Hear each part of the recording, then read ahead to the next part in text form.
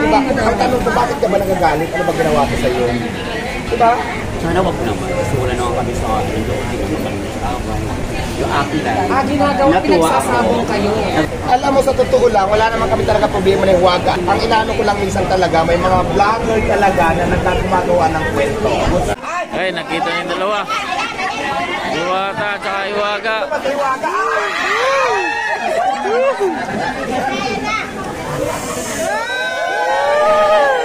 Alay ko, natusok ako.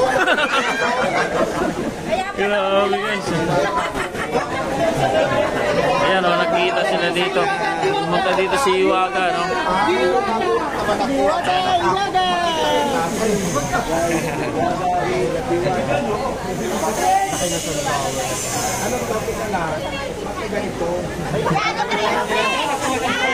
Ayan, nagaw ni Hiwaga.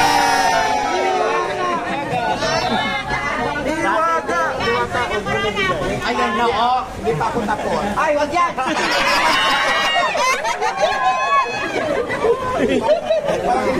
Ayusin natin. Ayusin natin. Pinagago.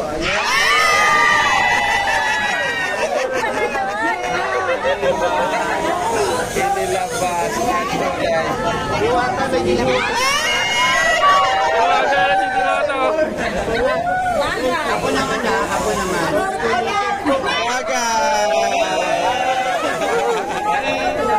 Si Diwata na yung naging Hiwaga. Ako naman. Isalit mo naman, ako naman. Picture dito, Diwata. Kayo. Huwag yan. Nagpalitan na si Diwata kasi si Hiwaga. Alam ko na. Alam niya na. Hiwaga. Ang cute. Naging hiwaga. Di ba mga kayo talaga nag-rhyme? Hiwata, Hiwaga. Ulit mo, sabihin. Si Hiwata, tignan naging hiwaga. Ano? Ako naman doon. Saan ka pa banda? Atay. Oh, ako naman doon yung Hiwaga. Ako naman ang gusto ng music. Bagay ba? Bagay! Bigyan na kita niyan. Magkagambaran ka na Hiwaga naman yan. Kasi siyempre yung hiwata, manatiling hiwaga. Yung diwata, manatiling hiwata. Ay, babalik ko naman sa ito. Kasi ito yung character mo eh. Oh my Hiwaga is God. hiwaga, di ba? Hiwaga na. O, yung sinabi na sa'yo. Dapat dito. Nasa GMA na. Galing. Paano ba ito dito? Kita na sila. Hindi na, pangalawa pagkikita yan eh. Kita muli. Wala ka dun eh. Pangalawa na yan, pangalawa. Doon kami doon. Bakit pati yung pilikmata na lakas? Kasi kanina nandun ako. Kaya napunta ako dito kasi nga nagpatins ako dito dahil may first month natin dito. Nag-share ako. Ako rin naka-live lang pa rin. Tumawag sa akin yung tao ko, nandun ka daw. Kasi siguro ko ang gabi yung agad doon. Ay, siguro magaling ikaw yung kasama. May higit kayo umaga.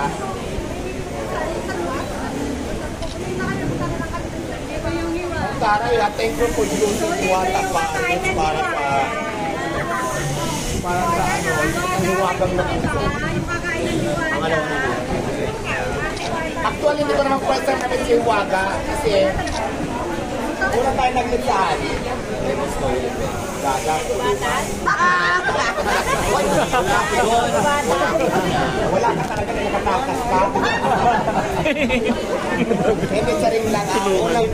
Ang unang meet ko kay Hiwaga sa may ano sa Chief Inter, ano, di ba alam mo na yung emit sa Chief European.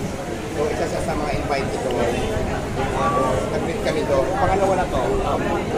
So ano naman ang masasabi mo ngayon sa mga camera na nakatulog sa akin? Nadiduling ako. Malabo pa naman ang mata ko. Pag ganito, pero pag malayo, maliwanag yung mata. Huwag ka nang tumingin, kumikit ka na lahat. Ano masasabi mo sa kanila? Ang dilim. Ang dilim. Kailan ka ulit? Oh, liwanag. Huwag ko mag-selfie ba doon? Ito ang santik na masaya. Parang sumaya sila. Bawal kayo malungkot, kailangan masaya tayo. Goodbye. True. And God bless us in lahat po tayo dito kay lahat ay iwala. Kaya sa mga nag-vlog, kaya sa lahat ng mga vloggers, thank you so much po na lahat nandiyan sa ikot ng iwala. Hindi mo po sa pinawala. Ano sa tuwing natin, tapos na nasasaktan ng sinuwa. Bakit ka man sasaktan? Nakita mo lang sila. Nakita mo Siyempre, lang di ako. ba? Bakit di naman Nakita, kaya kailangan magtulungan. Nanakit ba? Magkaunawaan, mag-respeto. Hindi kita balik. Kasi alam mo ako ha. I don't care kung ano sasabihin ng mga bashers. Kasi diba, sinasabi ko ito madalas na unang-una, hindi ko naman sila pinapawisyo. Pangalawa, hindi ko sila kilala. Pangatlo, maghanap buhay ako ng patas. So, wala akong maisip na paraan na dahilan para matulan pa sila. Kasi diba, ang tanong ko, bakit ka ba nagagalit? Ano ba ginawa ko sa'yo? Diba? So, galit ba ngayon siya? Ay, bakit ba siya? Parang wala ng strategy. Hindi mo po napapansin. Kasi ito ay ano eh, alam mo na marami ka ngayon mga taga-subaybay na nandito. Inaabangan niya kung ano ang iyong bakit dinudulog ka. Yun naman ang secret sa pandilya dapat malaki. Tama.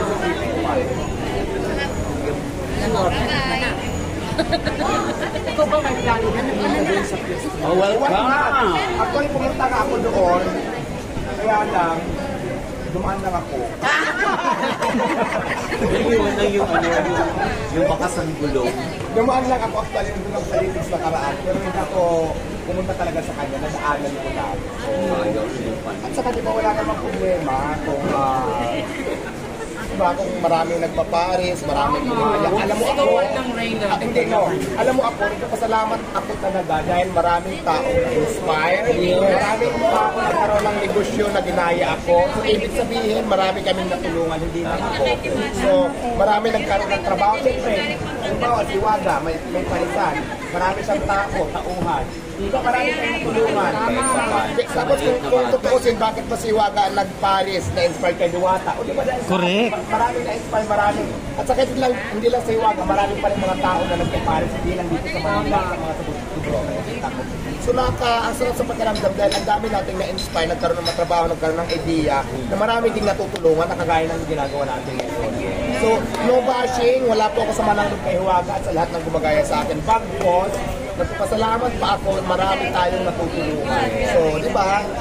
Pero ako tatanong, at medyo may nasasabi na bakit kasi kuno sumikat ang Paris, tuloy hindi na affordable masyado. Medyo tumaas na ang presyo ng Paris ngayon. Kahit yung mga sa gilid-gilid, nagsitaasan na rin. Dati 50 pesos lang, ngayon 100 na. Dati kasi 50-60, alam mo hindi siya only rice, walang piso free, walang only sabaw. Tapos only pa yung takal. Dahil sa ginawa ko na only rice, 100 pesos, only sabaw, at may kasamang soft drinks, only tubig, kung ano-ano pang only. Siguro naman sa 100 pesos sa pakababa na doon. Kaya kung may magreklamo pa sa 100 pesos na tumaas, only rice na lahat, parang hindi naman yata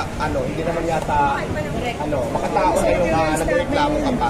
Kasi pumikot ka ngayon sa mga tindahan, bumili ka ng ulam, bumili ka ng kanin, wala pang only, wala pang soft drinks, magkano na kakainin, hindi ka pabusog. Hindi pa nga nakakarating dito, 99 pesos na. Pag pinulok mo, nasa 150 na pa, Babas pa. diba? So yun, sa 100 pesos talaga, sa totoo lang, halos kung ikaw lang yung may-ari talaga, ako sa totoo lang halos bawi-bawi na nga lang, halos minsan ka, nagkikit para masustain ko lang. Kasi alam mo ngayon, nagtaasa na, alam mo yan, kung namimili ka. Tumaas ang chicken, tumaas ang mga jones, tumaas ang flower pot, lahat tumaas. Tumaas ang bigays, tumaas na ng presyo ng mga lalaki, lahat talaga tumaas. Wala pa rin nananatili pa rin talaga yung price namin ng 100 pesos. Sinusustain pa rin namin. Alam mo ako nila. Mapunta pa saan kung anong usapan ng pinayan.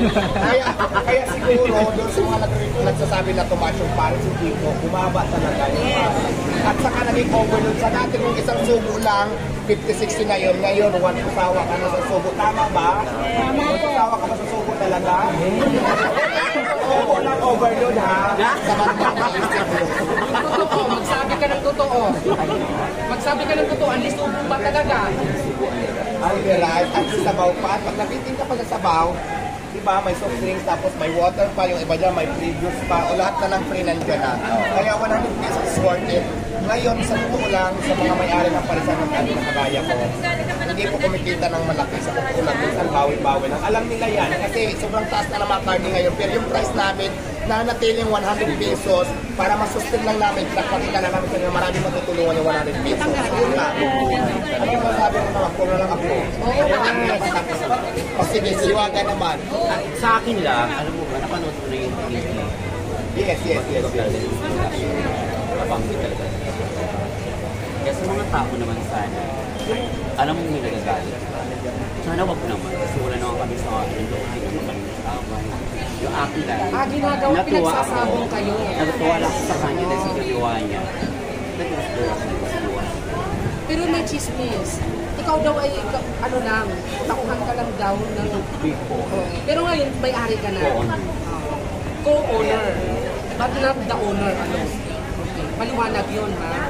Alam mo, sa totoo lang, wala naman kami talaga problema ng Huwaga either na hindi siya may-ari doon o may-ari siya. So wala naman akong concern doon. Ang inaano ko lang minsan talaga, may mga vlogger talaga na nagkagumagawa ng kwento. Good side. Pagpa-vlog sa akin, mag-vlog kay Huwaga, sisiraan ako, sisiraan ni Huwaga. So wala naman sa amin yung problema natin. Pero di ba sabi ko nga Huwaga, doon lang ito sa salita.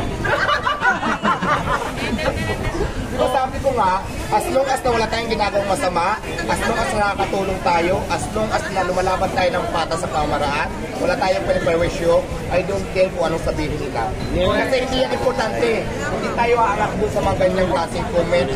O, diba, aangat tayo sa sarili pa rin natin pagsisikap, hindi sa mga sinasabi ng iba. Kaya ako sa iyo, hindi nyo mga sinasabi ng ibang tao dahil hindi sila nakakaganda. Hindi, sa kung diba? sila lalo, nag-praise sila lalo. Yan, Sana, oo. yun yung Sana bumait na sila, ganun dapat.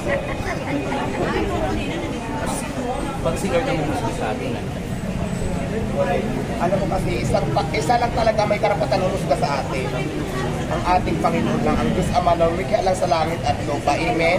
Amen! Ang karapatan humusga ang tao na nakagaya natin, dahil isa lang sa kaparehas natin. So, di ba? Kaya pag si Diyos talaga, kahit ilang tao pa yan manghila sa ipababa, pag Diyos ang nag-angat sa iyo, wala silang magagawa. Amen? Amen! Ikaw naman. Kung mag-venture ka na naman sa ibang business na naman. Kasi ano, no? Magaling ka kumanta, may magkakaroon ka ng albo. Magaling ka nagkaroon ka ng Alam mo, lahat naman na nag-offer sa akin na alam ko makakatulong sa akin at makakabuti sa lahat, hindi lang sa akin. Bakit hindi? So, ako willing ako sa lahat. open ka rin magpastora. Bakit hindi? Grabe tao na yun. Yan, shout out sa lahat ng mga Miga World Churches. siyempre, shout out sa lahat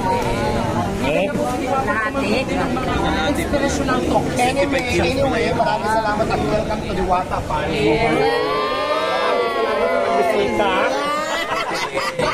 Thank you po sa inyo lahat. Ulit na. Ulit. Welcome sa Diwata Paris o Bulong Huwaga at maraming salamat sa pagbisita. Doon tayo tumingin. Ay, dito ka tumingin ako doon. Maraming salamat sa pagbisita. Happy lang kami gano'n. Happy lang kami, di ba?